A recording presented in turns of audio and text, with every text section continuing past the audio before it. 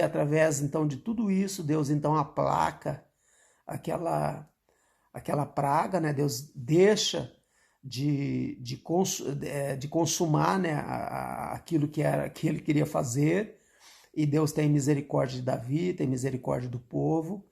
Então os irmãos vejam que no finalzinho já da sua vida, então foram muitos os atos. Davi foi um homem que cometeu injustiça. Então quando está falando aqui de verdade e injustiça, não está falando no sentido pleno, está falando no sentido de desejo de coração. Davi tinha um desejo de obedecer a Deus e ele procurou fazê-lo durante toda a sua vida.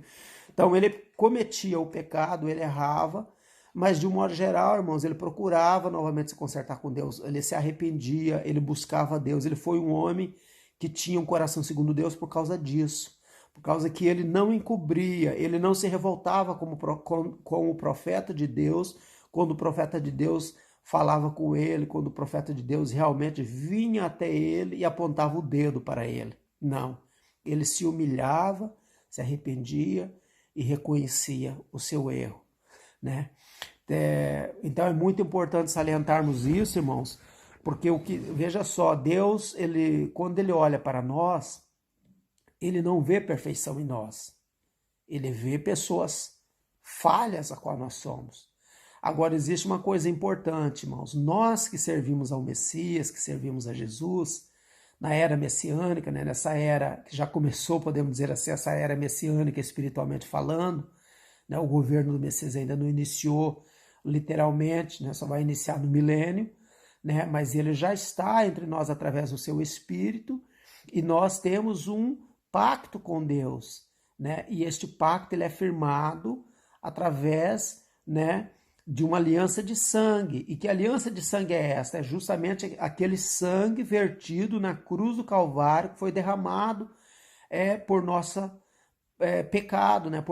Pela propiciação dos nossos pecados. É importante nós entendermos isso. Então, de forma, irmãos, que quando Deus olha do céu para nós, ele não vê a figura do Geraldo, nem, né, dos irmãos, mas ele vê a figura do filho.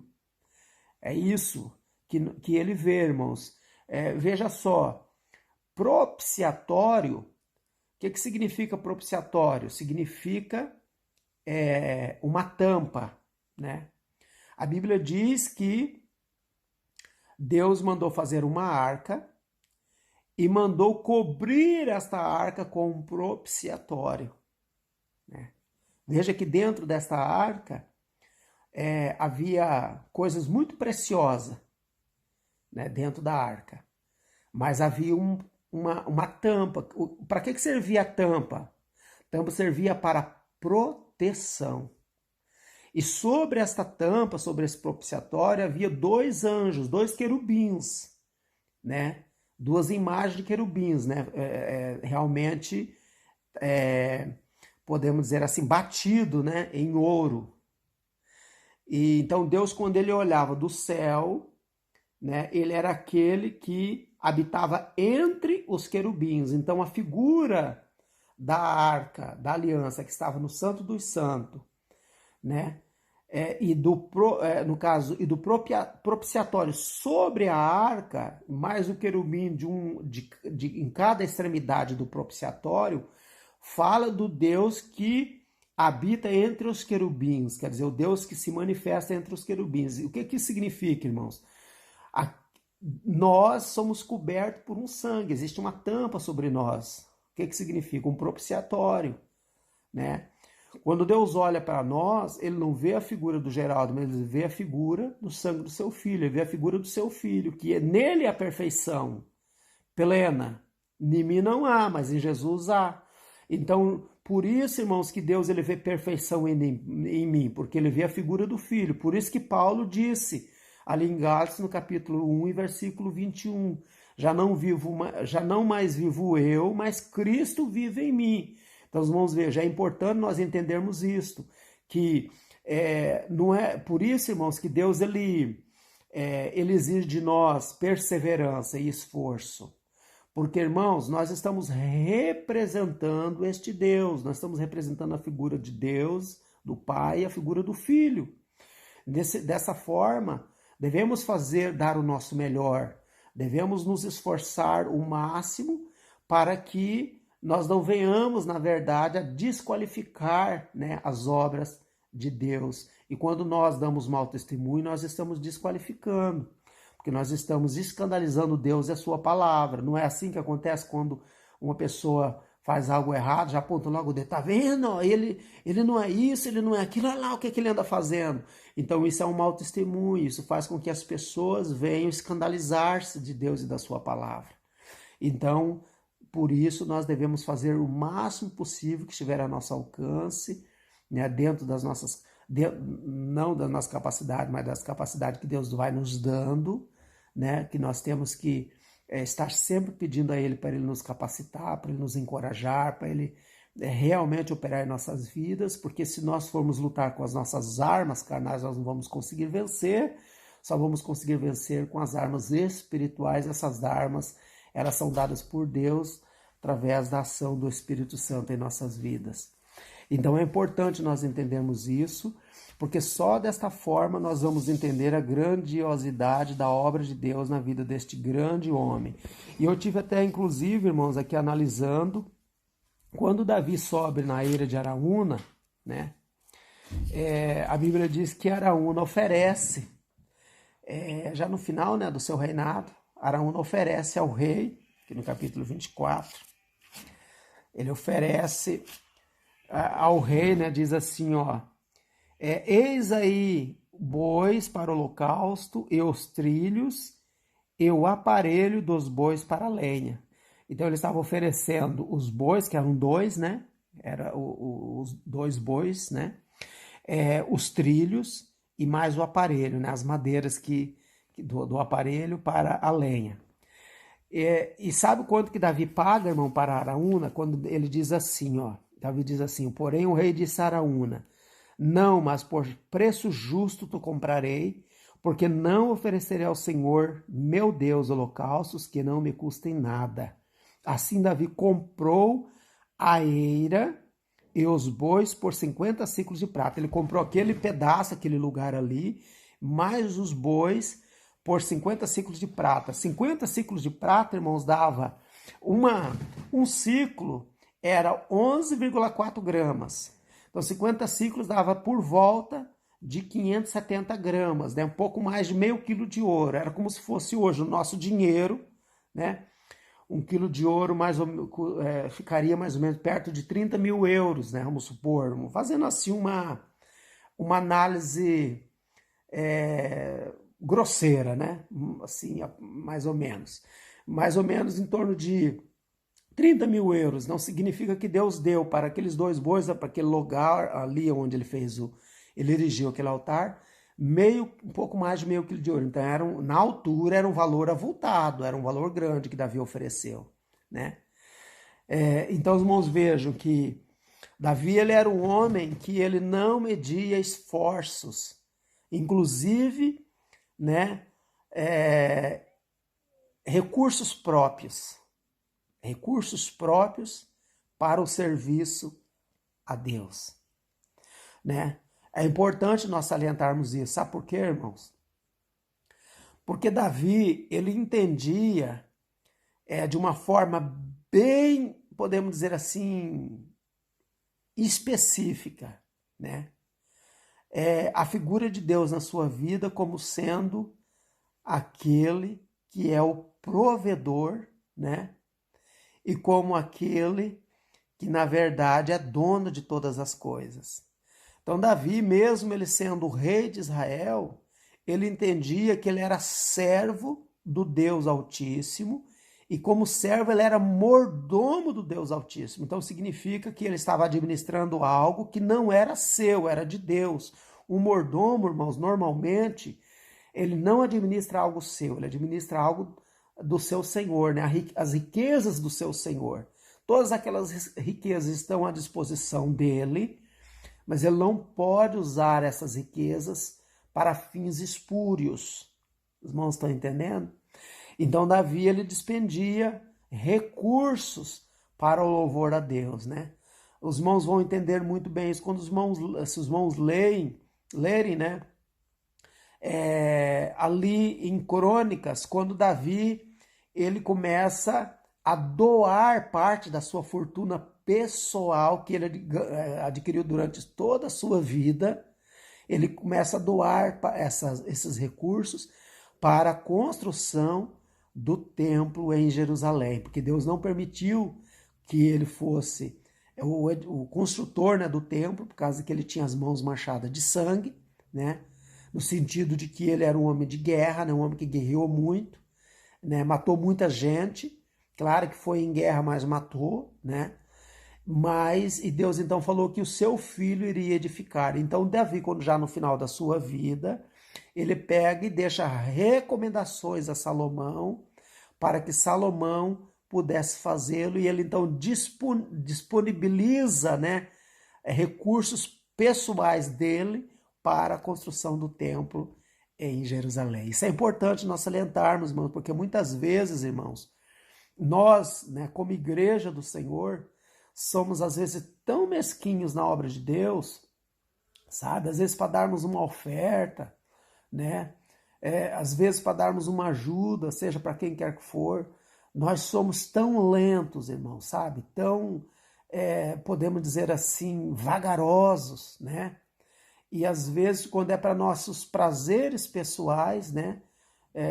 Nós muitas vezes nós não medimos esforços, né?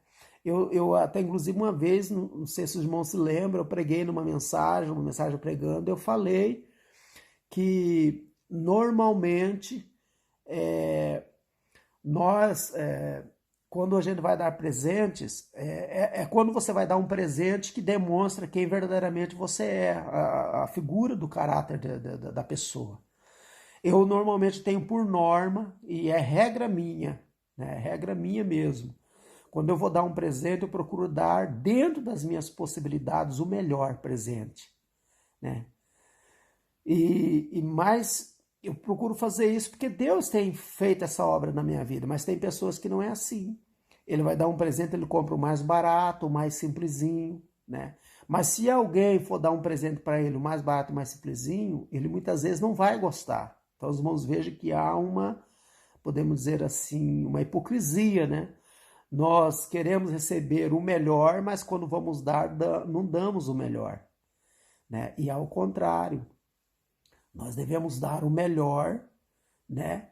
E não dar com o intuito de receber, e sim darmos por amor. Claro que vamos receber, porque Deus, dentro do seu amor, da sua bondade, ele vai nos abençoar. Não é por merecimento, mas porque ele é realmente amoroso e bondoso, ele vai nos recompensar e vai nos abençoar, né? Quando nós fazemos realmente esta obra maravilhosa por amor, ele recompensa cada um de nós. Então os irmãos vejam que Davi ele era um homem realmente segundo o coração de Deus. Outra coisa, irmãos, que é importante nós analisarmos acerca de Davi. Davi, ele foi um homem que sofreu muito. Ele, no início, antes dele iniciar o reinado, ele foi perseguido por Saul, né?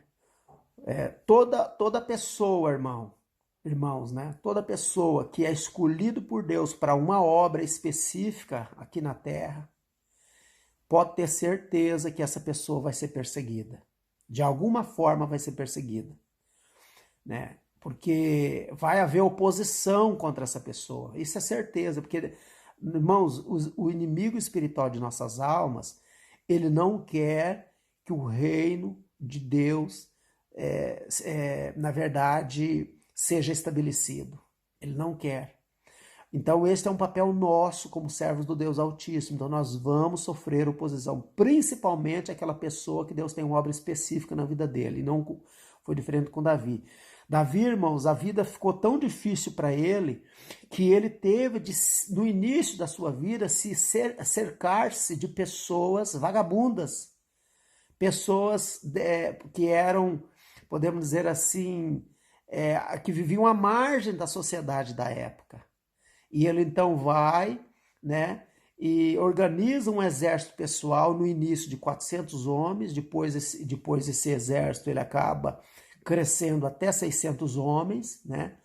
E através disso ele então consegue, podemos dizer assim, algumas batalhas, né? Pode ver que quando a sua família é tomada, quando ele está habitando entre os filisteus, sua família é tomada pelos amalequitas, né? Ele com esses homens consegue ir e vencer o exército amalequita e retomar, né, a sua família, a família dos seus companheiros novamente, né?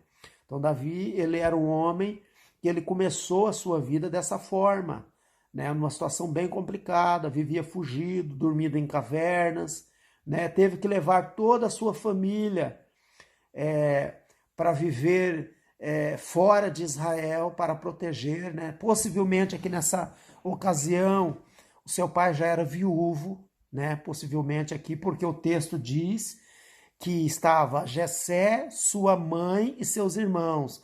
Então, possivelmente aqui, né, a esposa de Jessé já havia falecido, Jessé já era um homem idoso, né, porque Davi aqui já era um homem mais ou menos aí, já com 30 anos de idade, entre 30 e 35 anos de idade, já quase próximo dele assumir o reino de Israel, né?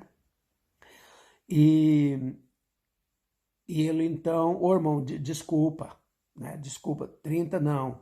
Ele, na verdade, assume o reino de Judá com 30 anos. Então, Davi tinha aqui em torno de 27 anos, 28 anos de idade. Quando Davi, então, Jessé, como Davi era o caçula do seu pai, né? Então, Jessé era bem velhinho já era velho, já era idoso, né? E ele então pega a sua família, leva para fora de Israel para proteger contra a fúria de Saul.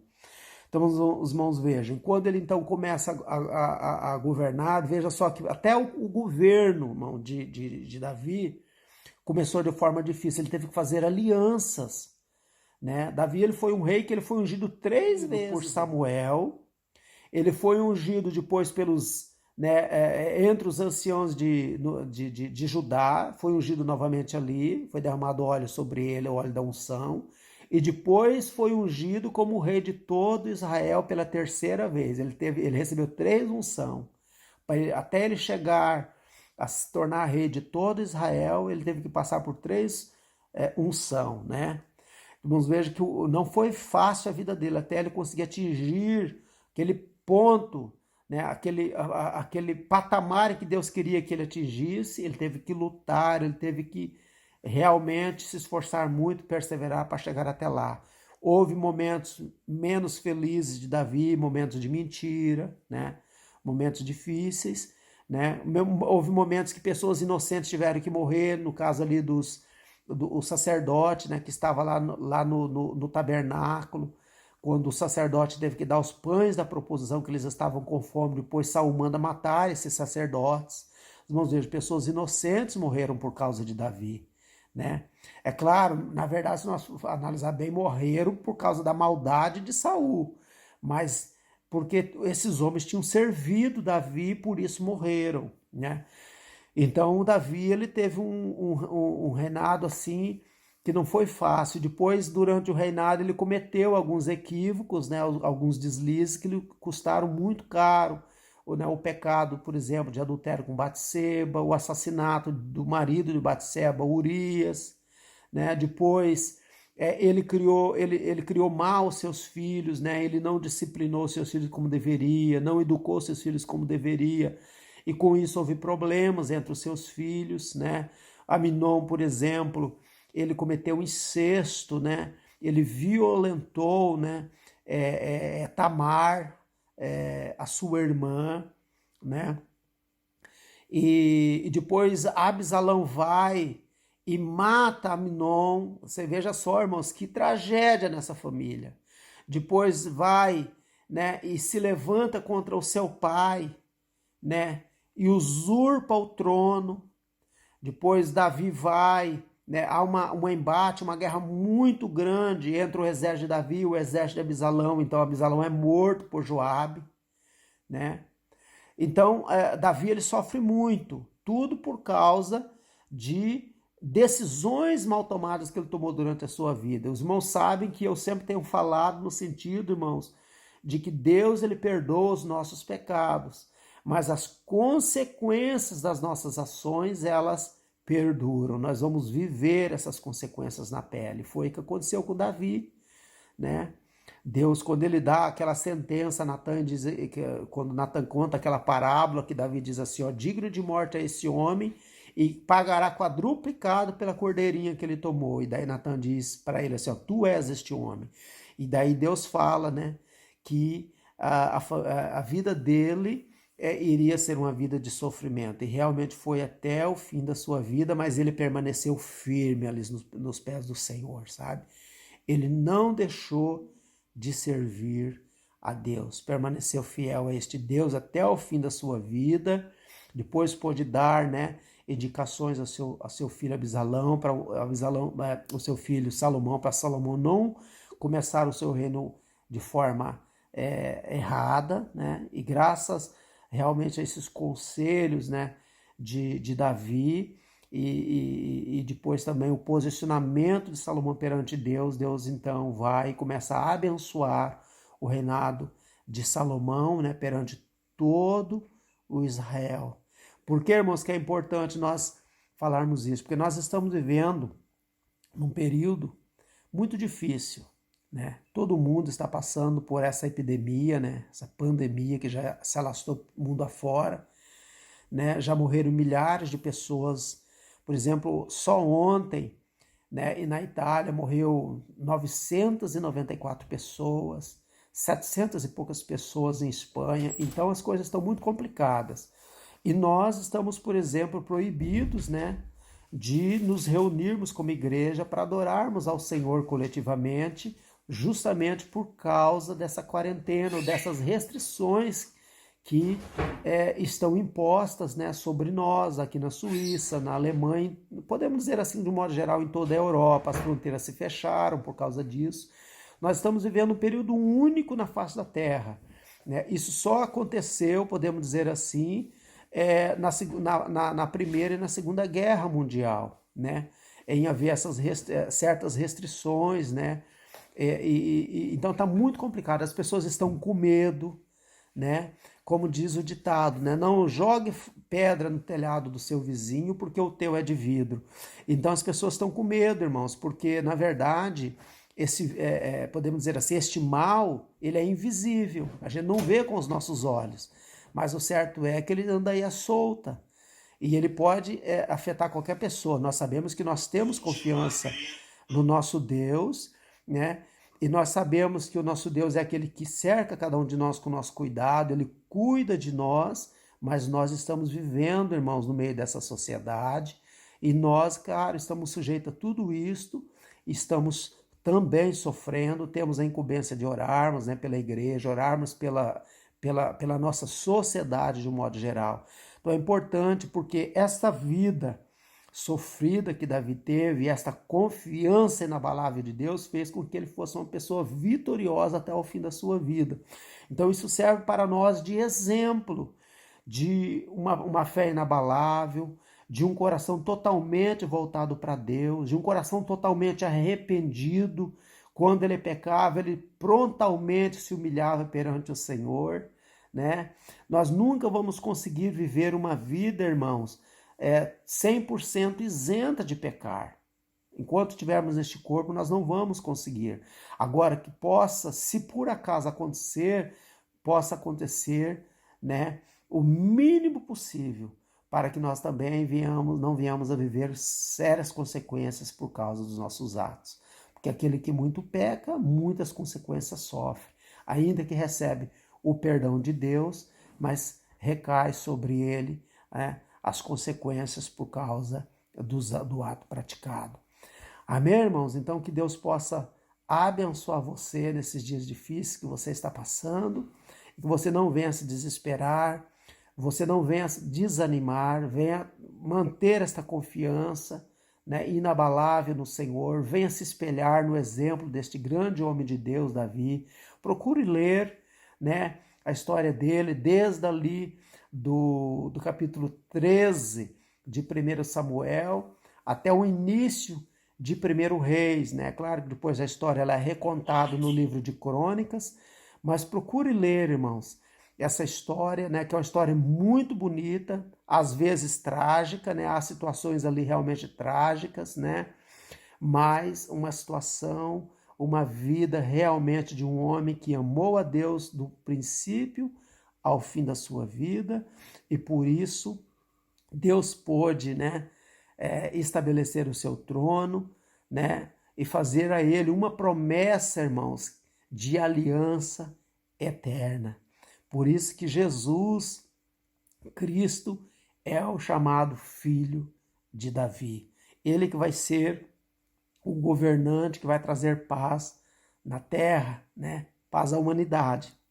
É um descendente de Davi. E essa profecia que foi dada para Davi vai se cumprir integralmente de forma plena na pessoa de Jesus, né? O Mashiach, que vai governar este mundo durante 1000 anos, né? Então, um grande abraço para você. Deus possa continuar te abençoando, continuar te fortalecendo. Deus possa estar contigo em todos os momentos da sua vida, né? Se acontecer de você estar mais fraco, busque ao Senhor, peça que Ele te fortaleça, peça que Ele te encoraje, né? Procure estar próximo dEle, meditando na sua palavra, orando, né? Nem que seja só nos fins de semana. É certo que às vezes durante a semana o cansaço, a correria, né, do dia a dia pode acontecer de você não ter tanto tempo para Deus, né? Mas quando acontece de você ter tempo, nos fins de semana, por exemplo, no sábado, no domingo, procure tirar um tempo para buscar ao Senhor, né? Procure realmente estar próximo do Senhor. Se você puder todos os dias fazer isso, amém. Mas se você durante a semana às vezes não consegue estar tão próximo, no caso de poder dizer assim, a frequência, né? A frequência do louvor, a frequência da adoração não ser tão intensa por causa dos teus afazeres diários, então procure fazer quando você tem mais tempo, que neste caso é nos fins de semana, para que dessa forma você venha a ser fortalecido, Deus possa manifestar o seu poder na sua vida e você venha a ter uma vida de vitória. E vamos continuar orando, irmãos, para que possa ser levantado, né, essas restrições e que muito em breve nós venhamos a poder estarmos juntos para adorarmos e louvarmos ao nome santo do Senhor. Um grande abraço e um beijo no coração de cada um de vocês, em nome de Jesus.